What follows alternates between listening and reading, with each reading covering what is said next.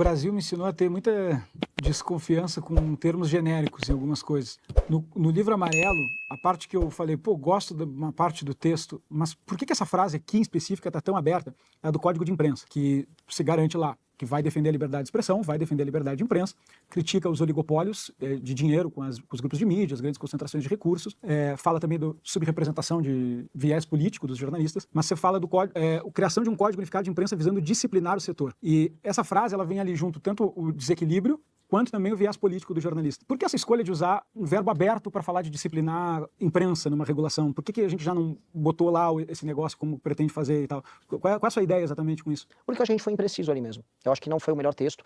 Há um tema que foi muito debatido por nós sobre um novo modelo de imprensa que está acontecendo, que eu até falei isso no Globo News, são as milhares, dezenas de milhares de páginas de fofocas, na verdade talvez centenas de milhares de páginas de fofoca regionais que são compradas por prefeituras, que não aparecem na prestação de contas e na transparência da prefeitura, porque elas estão alocadas dentro de agências que são contratadas e ninguém vê o que está acontecendo e elas servem em prefeituras. E este é a grande ascensão do novo modelo de mídia que está acontecendo e que usa dinheiro público, que usa dinheiro de emenda, que no período eleitoral inunda, faz uma derrama de dinheiro para cima desses caras e que basicamente ninguém está percebendo.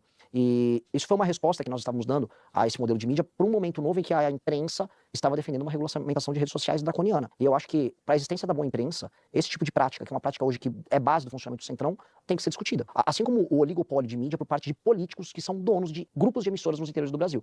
Para dar nome aos bois, para ser mais preciso. Não pode o Helder Barbalho ter controle sobre toda a mídia do Pará. Eu rodei o Brasil, mesmo em estados com lideranças políticas, vamos dizer, visões muito contrárias à minha, no geral eu conseguia falar num grupo aqui e ali. No Pará, que é o caso mais agudo, eu não conseguia em lugar nenhum. Nenhuma rádio me recebia, nenhuma TV me recebia. E aí que eu já foi na fase final agora da pré-campanha, em que eu estava indo à TV.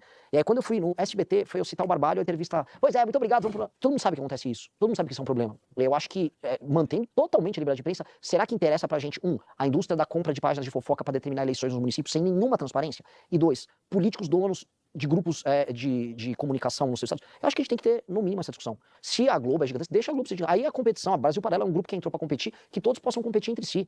E que todos tenham o seu discurso, tenham a sua liberdade garantida. Agora, tem muito dinheiro público político sendo usado para interferir no processo de formação de consciência das pessoas da maneira mais baixa possível, sem nenhuma transparência. E ninguém debate isso. Ou a gente vai aceitar que Pará é do Barbalho. Pará é o dinheiro público, então. É óbvio. Mas no fundo, isso aqui é uma regulação sobre o que o dinheiro público como ele está sendo feito, quem está decidindo que o dinheiro pode ser usado nisso e por que não há transparência nenhuma nisso. Porque a gente falou muito do caso da Mind. Vocês lembram disso? O caso da Mind estourou, acho que foi 2023. Tá, mas a Mind era o topo de uma pirâmide.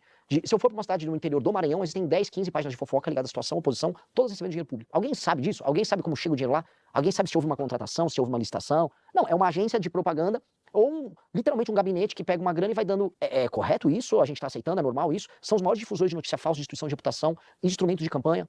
No Brasil, CNPJ é proibido de fazer campanha. Então, eu tenho um movimento político, que é uma loucura, o movimento político, o MBL, não pode fazer campanha para o Renan. Não pode falar, o Renan é uma grande opção.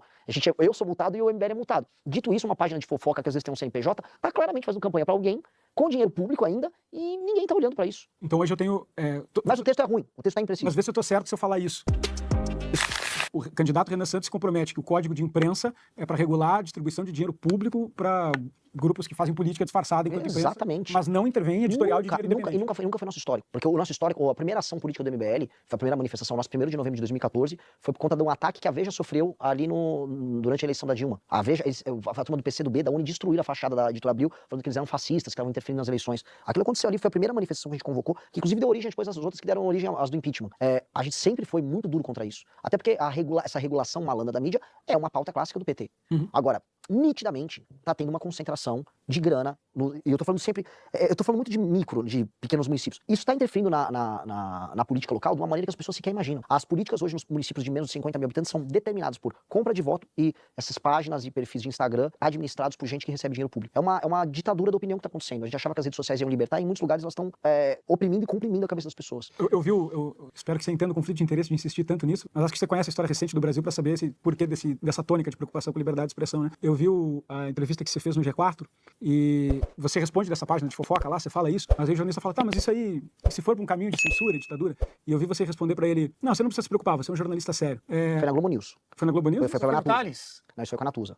Ela falou assim, mas isso aqui não é sobre você. Eu falei pra ela, isso não é sobre você. Foram os dois, então. Mas eu não me lembro dessa do G4, mas como eleitor até, e como também representante de mídia, por que essa resposta? Não fica um clima de que vai ter alguém decidindo quem é sério e quem não é, indiferente de qualquer recurso público e tudo mais? Não, se você é um jornalista que está recebendo dinheiro público, como acontece em muitos veículos de mídia, que seja transparente, que todo mundo saiba. Se você é parte de uma família de um político e você tem 2 ou 3 emissoras de TV ou muitas rádios, as pessoas têm que saber e, eventualmente, você tem que ser limitado a essa atividade, porque não faz sentido um grupo familiar cuidar de vários grupos de mídia e distribuidoras de rádios por todos os interiores desse lugar. É interessante, é apenas isso. Por isso que eu falei para a Natuza. A Natuza faz parte da Rede Globo. Na Rede Globo, elas recebem verba do governo e essa verba é pública, ela é escrutinável. As propagandas acontecem. A gente pode até, se quiserem, discutir a validade disso, não que se discuta agora. Eles são jornalistas. Uma página de fofoca local que recebe um dinheiro, às vezes lavado, ou um dinheiro oriundo da corrupção, ela tá recebendo dinheiro público, ela tá interferindo no debate público e ela tá interferindo com o nosso dinheiro sem que a gente sequer saiba o que está acontecendo. É um caso grave, é um caso, no fundo, de corrupção. Só que Sua preocupação é exclusivamente com fontes não transparentes de é financiamento. óbvio, porque isso está afetando muito. Quando surgiu o caso da Mind, todo mundo falou sobre isso. Por isso que eu não acho nem um pouco problemático. Todo mundo, e parte do jornalismo, viu o problema do caso da Mind.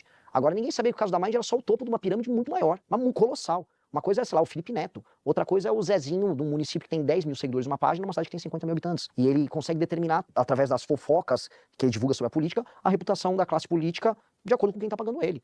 A gente tem que saber quem está pagando. É necessário saber quem está pagando. E isso, assim, a transparência é um princípio básico da administração pública. Se não há transparência, não há capacidade do cidadão poder se defender. Então, hoje, políticos usam isso para destruir a reputação, inclusive, de cidadãos. O cidadão está fiscalizando a prefeitura, e aí o cidadão vai ter sua vida escrutinada por uma página de fofoca paga pela prefeitura, e o cidadão não tem direito de saber? Tem o direito de saber. É obrigatório saber. Por isso que essa resposta que eu lembro que eu dei para a Natuza. Você é jornalista, se vocês estão cumprindo, basicamente, os requisitos básicos de uma entidade privada que recebe dinheiro público e que faz ali o seu trabalho, tá tudo normal. Agora, se você está agindo de maneira irregular, como foi a Mind, isso é irregular. E o Brasil tem direito de saber porque o Brasil está pagando essa conta. Renan, você citou, falando em jornalista, né? Você citou agora há pouco o caso do Flávio Dino lá no Maranhão, tá com esse problema com o jornalista. Nessa semana tivemos a decisão do Alexandre de Moraes. Muitos analistas têm classificado como uma quebra de sigilo da fonte, gerou muita crítica. Você mesmo classificou esse episódio como um exemplo de decisão ilegal que não deveria ser cumprida. Né? Você foi questionado sobre esse termo também. Pô, decisão ilegal eu não vou cumprir, e você pegou esse exemplo para mostrar um tipo de caso em que isso aconteceria. Mas como é que na prática o presidente da República, o Poder Executivo, impediria uma decisão como essa ser cumprida?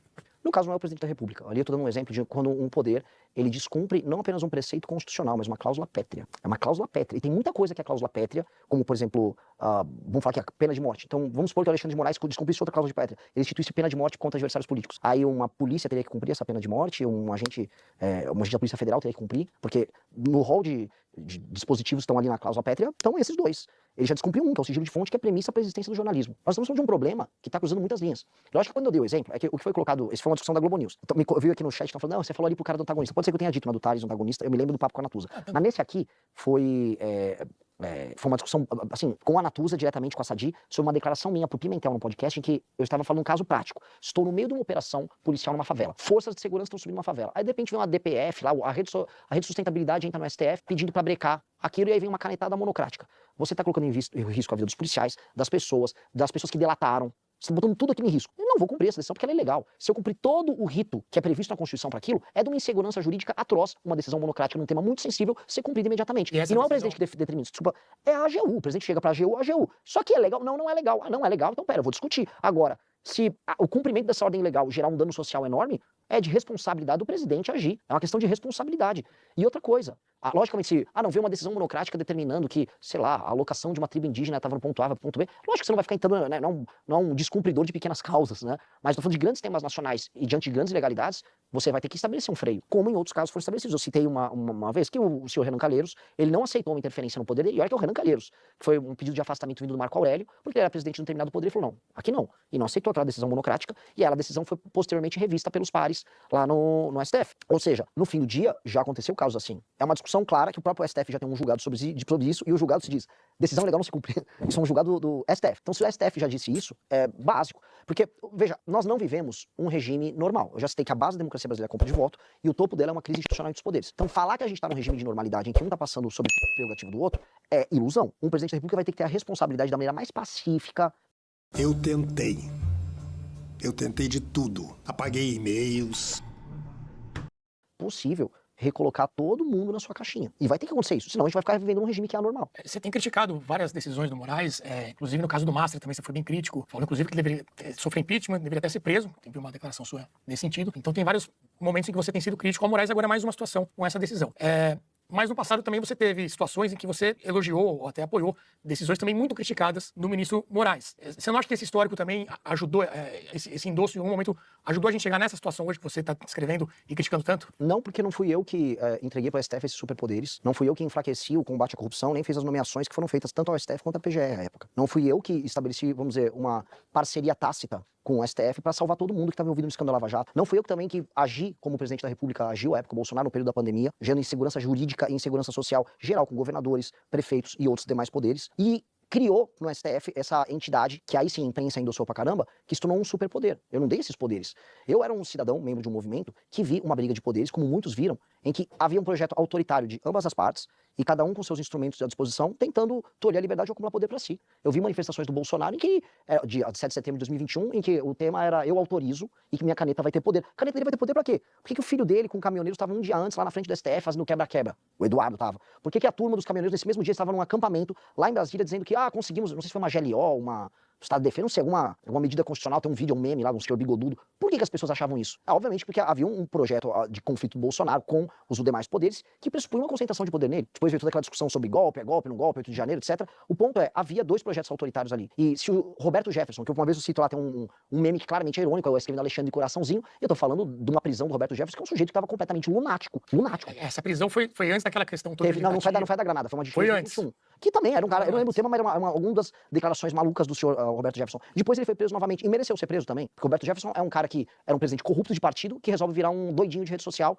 pregando o golpe de Estado, como ele pregava em lives por aí. E num país em que a gente começou a naturalizar a discussão em vídeos e manifestações sobre golpe de Estado, a gente passou a passar por um risco concreto. Tanto que esse risco concreto acontece ao longo do ano de 2022 e ao final de 2022. Quando você pede a prisão do Olavo de Carvalho, também tá nesse contexto. Você acha que ele... Tem um vídeo que eu falo da... Seria esse o motivo? Sim, mas ali era muito mais esse cara tá organizando, era um arquiteto intelectual de uma visão de mundo que vinha desde o impeachment da Dilma Rousseff, em que ele falava de golpe de Estado. O Olavo de Carvalho queria que o MBL defendesse intervenção militar em 2014. Então ele era um arquiteto intelectual de uma visão, assim, meio niilista sobre a democracia brasileira e que isso teria consequências. Não é todo mundo que é inteligente igual o Olavo. Tem gente que vai achar que basicamente é só pegar uns caminhões e ir pra frente do Congresso pedir golpe de Estado. Por mais que o Olavo, em alguma medida, endossasse isso. Ele endossou isso? Ele defendeu. Ele defendia, ele chamava uma hora de intervenção popular, depois disse que ele criticava os militares, porque os militares estavam sendo covardes, mas o fato é, ele falou e flertou com esse assunto durante anos.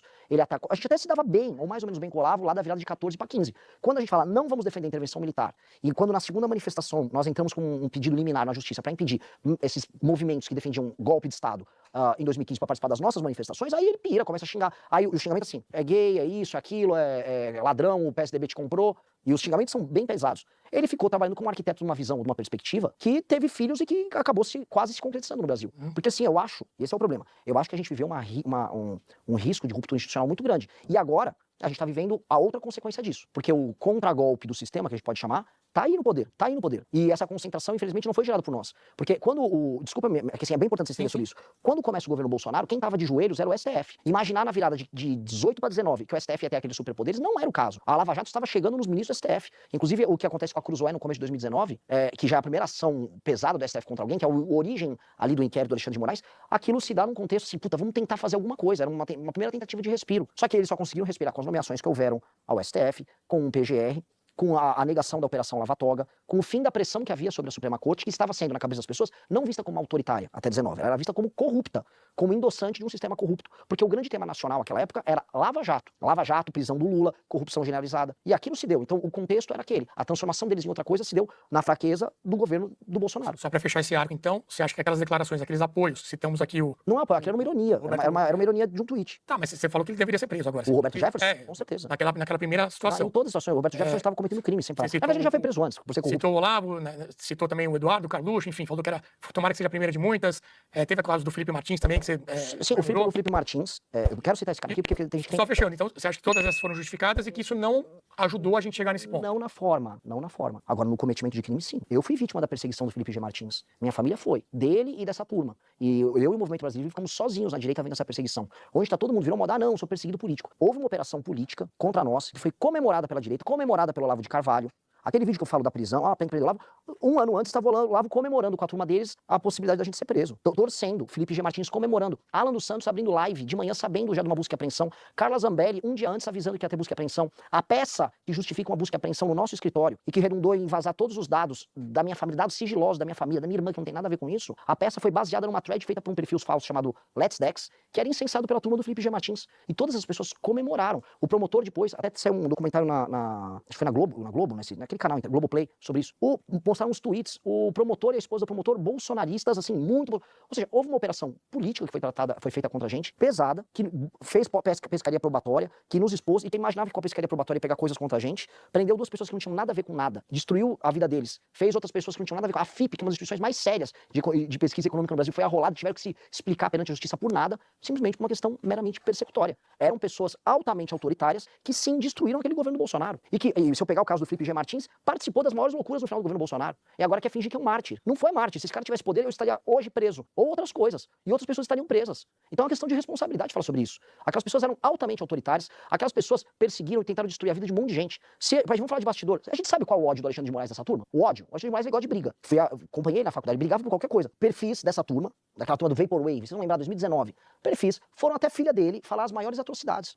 Aquela turma se passou. Alguém tem que fazer uma leitura crítica daquele período. Acho que passamos do ponto. Ir atrás de filhas de ministros do Supremo, especialmente de um sujeito briguento como Alexandre de Moraes, e falar atrocidades envolvendo sexo, não ia dar bom. Não ia dar bom. A forma como eles agiram com todo mundo cruzou muitas linhas. Gerou ódios que não são superáveis. Quando você vê sua mãe chorando como eu vi, porque tinha uma busca e apreensão, como eu vi todos os dados da minha família expostos por conta dessa perseguição política e esses caras comemorando, eu não vou perdoar fácil. Quando eu vi essa turma toda do Olavo comemorando, eu não vou perdoar fácil. O Alan dos Santos dando risada, eu não vou perdoar fácil. Não dá para entender o sentimento muito claramente, mas fica uma impressão de que são 2 grupos políticos de direita em disputa por espaço e um torcendo pela instrumentalização da justiça contra o outro. Então, essa seria o receio. Não, porque eu nunca instrumentalizei justiça contra ninguém. Nunca porque Você não, mas você comemorou eu fiz Parece eles torcendo para vocês Não, eu fiz uma piada sobre a prisão deles. Se fosse essa a minha postura, eu não estava defendendo agora a dosimetria para todo mundo, inclusive essas pessoas. O Kim Kataguiri votou favorável à dosimetria. Eu não sou favorável à anistia restrita porque crimes foram cometidos. Mas se fosse uma vingança pura e simples, a gente não estava votando como votamos a favoráveis à dosimetria. E eu via público defender isso, até me irrita, porque no âmago eu sinto a raiva, eu sou um ser humano. Eu sou um boneco. Só que aí eu tenho que dividir o Renan Pessoa do Renan Institucional, o Movimento Brasil Livre, o Partido Missão, do que a gente passou. A votação do Kim foi uma votação de dosimetria que é benéfica para todos os envolvidos. E nós votamos assim, todas as vezes, e justificamos publicamente. Inclusive, até a votação do Kim sobre aquele deputado Daniel Silveira. A nossa votação também, não foi uma votação punitiva de um sujeito que falou atrocidades a nosso respeito à época. Então, institucionalmente, não é essa postura. Agora, a postura no Twitter, a piada, o escárnio, como existia, e o rei disso era o Olavo, o rei disso do escárnio, da piada era ele, houve. A piada do escárnio houve. Institucionalmente, não.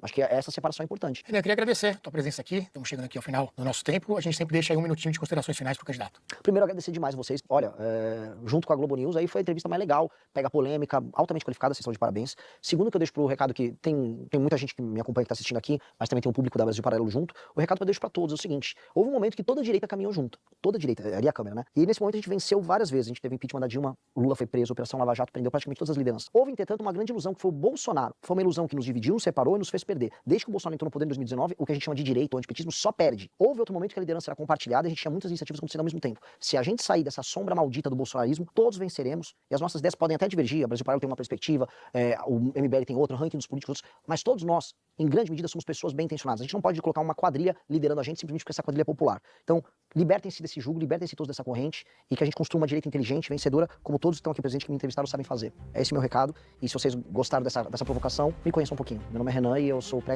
candidato a partir de domingo à presidência da República.